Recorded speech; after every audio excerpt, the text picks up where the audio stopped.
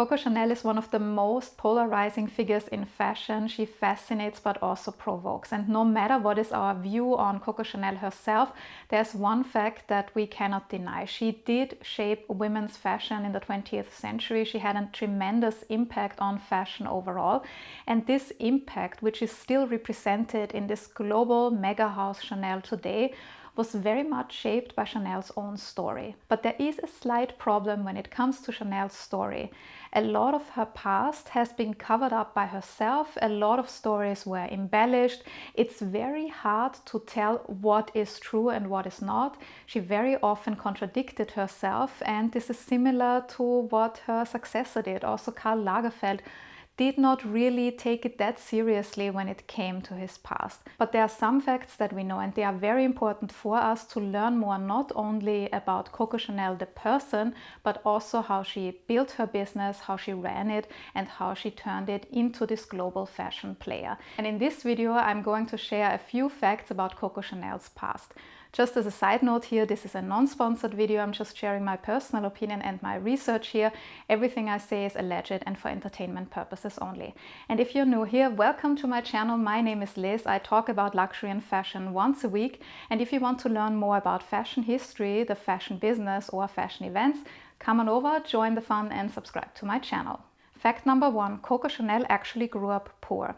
While we associate luxury with Coco Chanel, she actually came from very humble beginnings. And we would not assume this because she was very much part of this affluent Parisian high society, but not many people knew where she really came from. She really suffered from the fact that her father abandoned the family and also from the early death of her mother.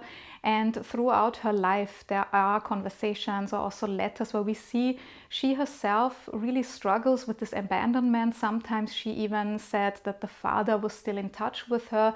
There are a lot of contradictions when it comes to this particular relationship. Chanel had two sisters and she grew up in an orphanage in Aubergine. And this childhood in the orphanage strongly shaped her character. It also shaped her designs. We know that a lot of her designs were influenced by the uniforms at Aubergine, or also the uniforms or the garments the nuns wore at Aubergine. But this childhood in Aubergine also very much shaped her character. When we think about Coco Chanel, we think about a strong woman. She was very determined. And I'm sure that this was also shaped by the fact that she grew up in this orphanage, that she had this determination. I want to get out of this life. I want to establish myself. I want to be independent and successful. When Chanel left school, she became a seamstress together with her aunt, Adrienne, who is just a bit older than her. And they worked for a tailor. They also worked as sales assistants in a shop, in a lingerie shop in Moulins.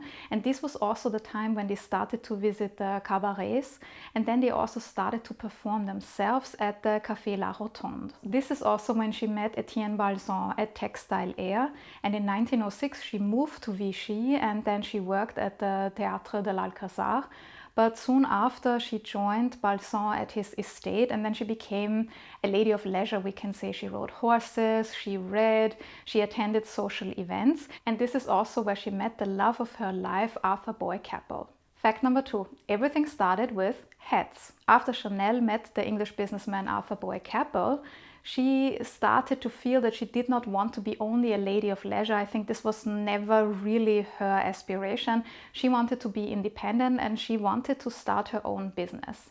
And she started to sell hats for Balsan's friends. She officially opened her boutique in 1909 in Paris at 160 Boulevard Malherbe, and it was actually in an apartment Balsan lent to her. So he let her use this apartment as her studio, as her shop. Chanel had a good eye, but she was very much aware that she lacked something that Jean Lavin and Madame Grey had.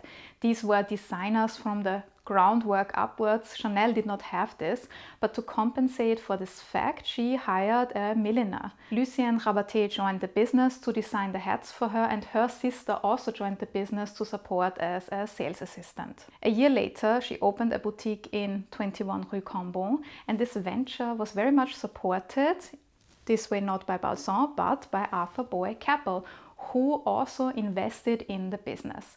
And soon she not only sold a lot of hats, her hats were also featured in magazines, celebrities wanted to wear her hats, so you could already see the early success of the business. And what made these hats so special is something that we very much know about Chanel. The whole business trajectory was basically shaped by fashion that was very simple, easy to wear, often influenced by menswear. And this was exactly the same for the hats. At the time, it was the Belle Epoque.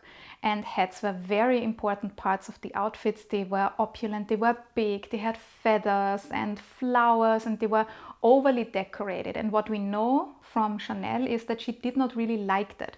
She didn't like the overload of details. She didn't want it to be overly feminine, and she already incorporated this in the hats. And there are elements, there are some feathers, for example, but still we already see it's very much influenced from menswear.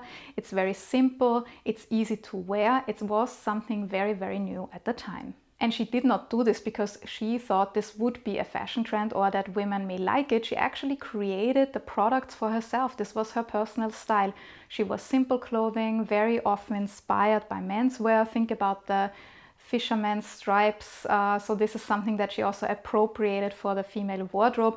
So this is very much a success factor that we even say is important today. In business school, they tell you, or you know, as an entrepreneur, the best product is usually one that solves your own problem, your own need. And her need was that the clothing of the time did not correspond to her beauty ideal, to her ideal about women, how she wanted to move. Those clothes were highly impractical. She wanted something that also allowed women and herself freedom. So this is something that we already see very early on when she started out with the hats. And because she created it for herself, she was also wearing it, and she used every single opportunity to promote her own products. She basically wore her own creations 24/7, and this also meant she socialized a lot. She knew a lot of people. She was in these circles of a Balzan or an Arthur Capel, and she used that. And this was very smart because then she did not need to pay anyone to wear her stuff.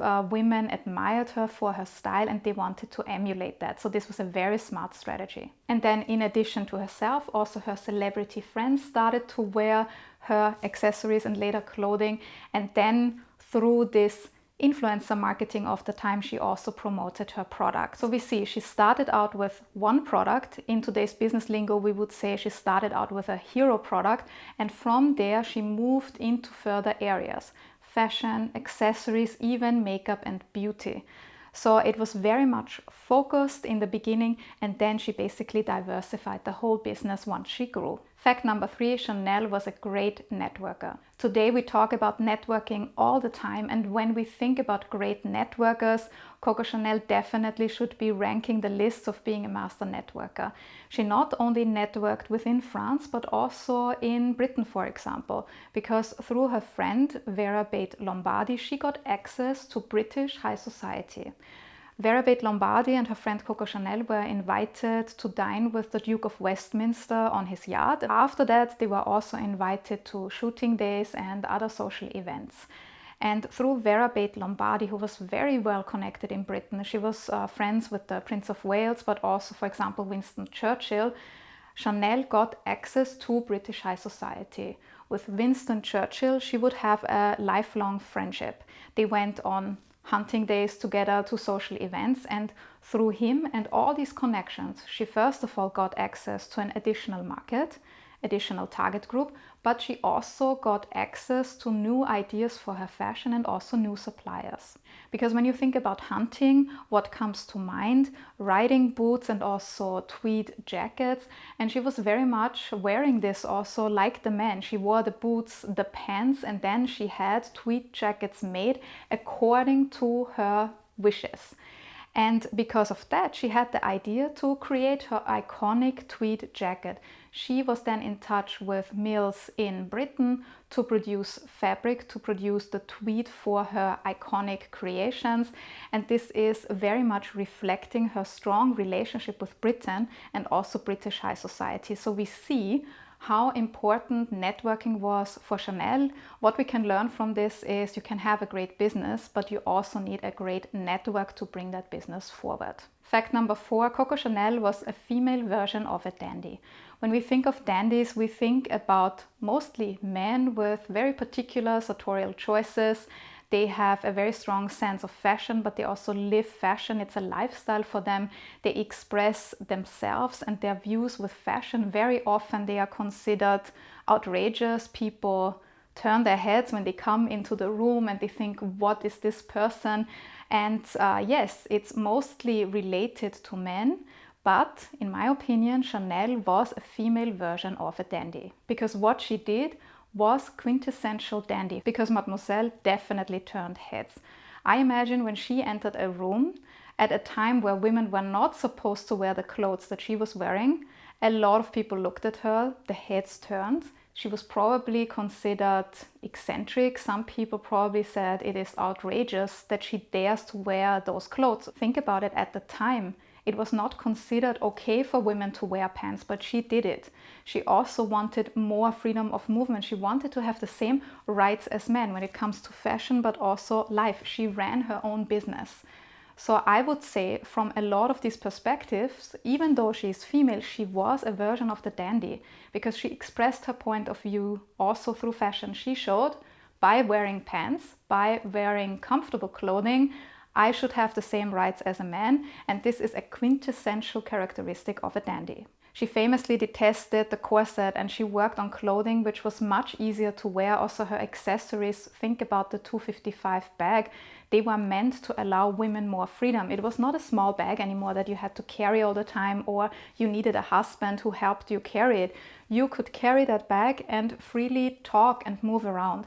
So this is something where Coco Chanel used fashion to express her view. She also dressed accordingly. She wore her own product. So I would say, yes, she was definitely a female version of the dandy. What do you think about this? Did you know about these details about Coco Chanel's life? Let me know in the comments below. If you enjoyed this video, please let me know by liking this video. It's very easy to do so, and also by subscribing to my channel if you haven't done so already. If you prefer to read about fashion, I have plenty of articles on my website, thepinklookbook.com, and if you have time, please also check out my fashion label Pelagona.